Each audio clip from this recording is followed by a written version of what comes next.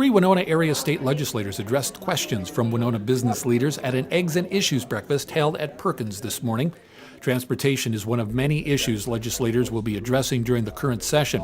DFL Representative Gene Pawlowski, GOP Representative Steve Drazkowski, and GOP Senator Jeremy Miller all agree that something will be done concerning transportation, but the question remains how much and where will the money come from, the budget surplus or a gas tax hike? I think we're going to have a focus on transportation. I think it's going to be focused on roads and bridges because that's what the people of Minnesota want and need. The question is how it's going to be funded, and I think in the House you're going to see a real close focus on using existing resources, using cash, if you will. We have a projected $2 billion surplus. In addition, we've got the ability to reprioritize some of the huge increases in government we've had the last couple of years. So there's plenty of opportunity there for us to use some of that. And the Senate and the governor are still, I think, looking at very large gas tax increases, and the gas tax, as we know, is a very regressive tax. And actually, I think their proposal's been losing some steam in the eyes of the public. And when we have this much money accumulated of the people's money sitting on a pile in St. Paul, we need to use that to build out the roads and bridges in the state. There's agreement that we should all do something for transportation. The disagreement is the funding, and I think you're going to see the governor want long-term funding.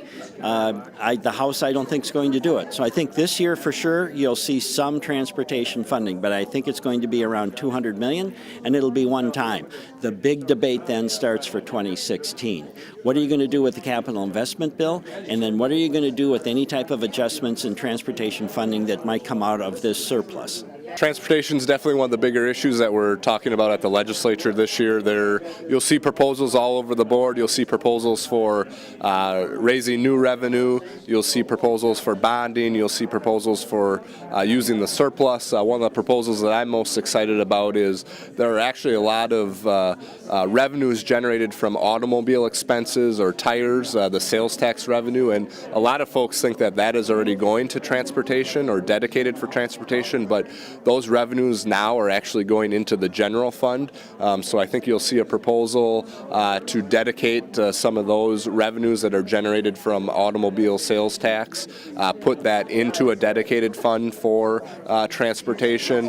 And again, you'll see some bonding proposals, and at the end of the day, we'll come out somewhere in between is my guess. But it certainly is a focus and something that we need to prioritize this year at the Senate and in the legislature. We've heard at least three of those bills in the House. Representative Howe and Kosnick and Sozinski, all three of them have proposals to tires, lease vehicles, and there's a long-term lease vehicle sales tax, and there's a short-term leased vehicle sales tax, and then tires and other accessories. That amounts, the tires one, and Dave, and those other accessories amounts to, it's like over $200 million in the biennium. So that's a very significant one. But with each of those, what the proposals are is to repurpose the existing sales tax that, as you mentioned, is currently being put in the general fund, and repurpose it and direct it to a special fund that will fund transportation projects down the road. Now, in the House, I am also proposing a